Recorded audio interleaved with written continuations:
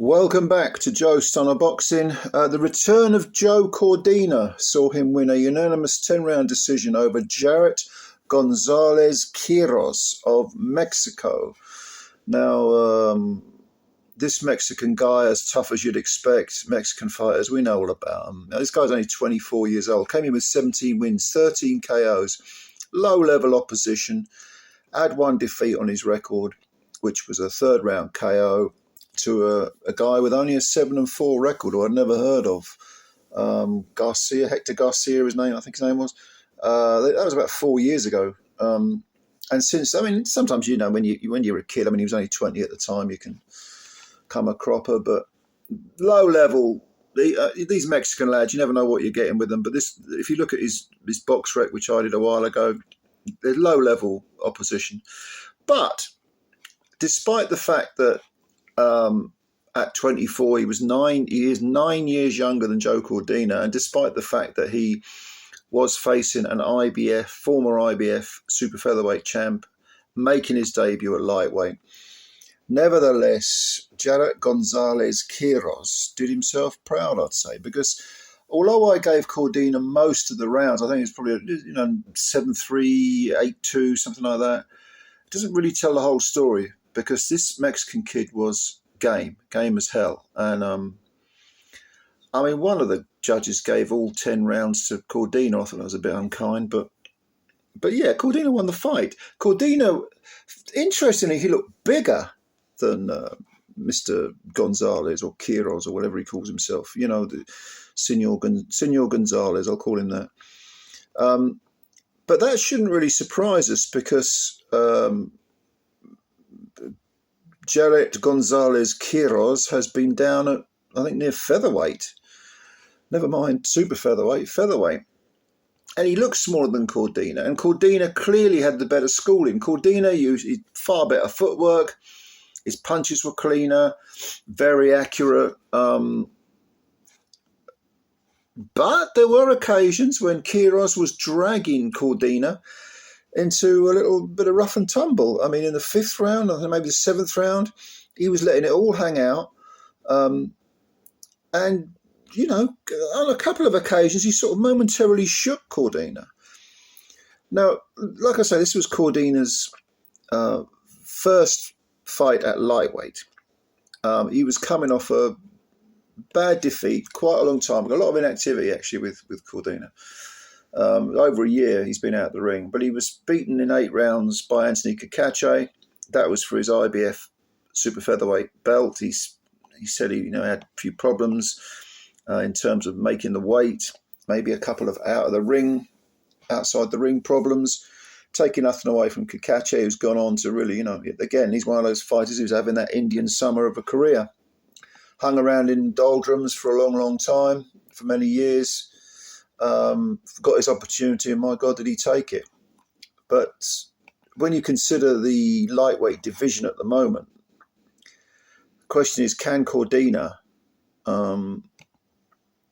tear up any trees right at the top with the elite lightweights, or what you would call the elite lightweights? You've got who have we got? Shakur Stevenson is the WBC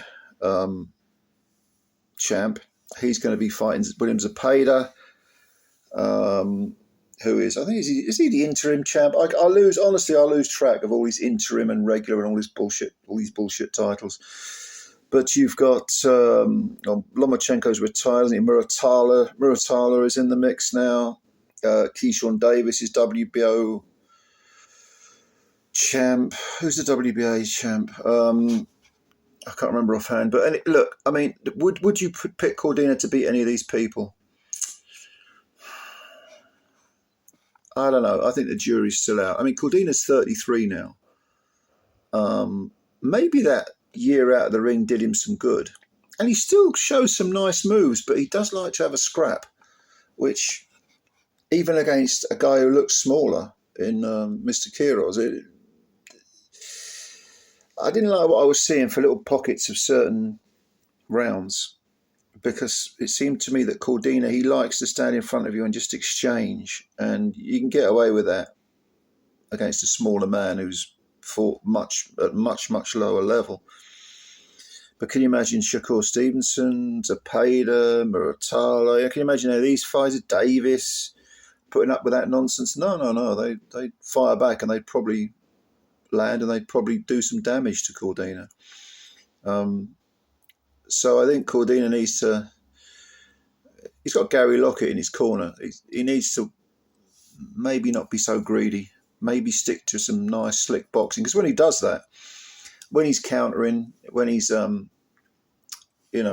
jabbing, doing the basic, the fundamentals of boxing, he looks very, very good. And he is an extremely well-schooled fighter, good amateur pedigree. And he hasn't got, he's 33, but he hasn't got that many miles on the clock. So I don't know, I wouldn't write him off, don't get me wrong, but yeah, it is a little bit,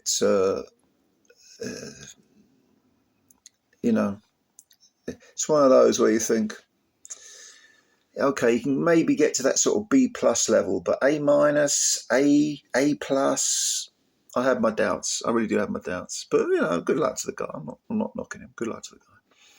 Anyway, what did you think of this fight? Because it was quite competitive. The little Mexican fella really made it competitive. Showed a lot of guts.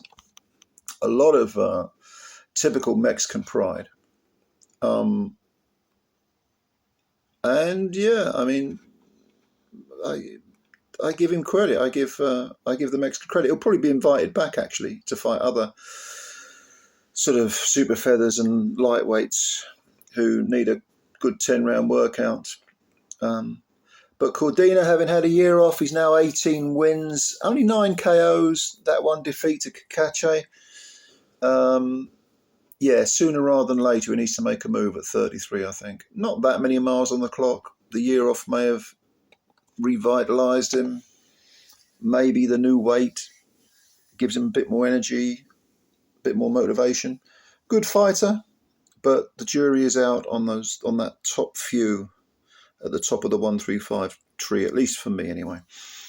All right, let me know what you think. Do you agree with me? Do you disagree with me? Comments below as usual. Please subscribe to the channel if you're new, and if you did like this video, I'd appreciate it if you'd hit that little like button thing, because they count the likes. Anyway, thanks very much. I will catch you later. Bye for now.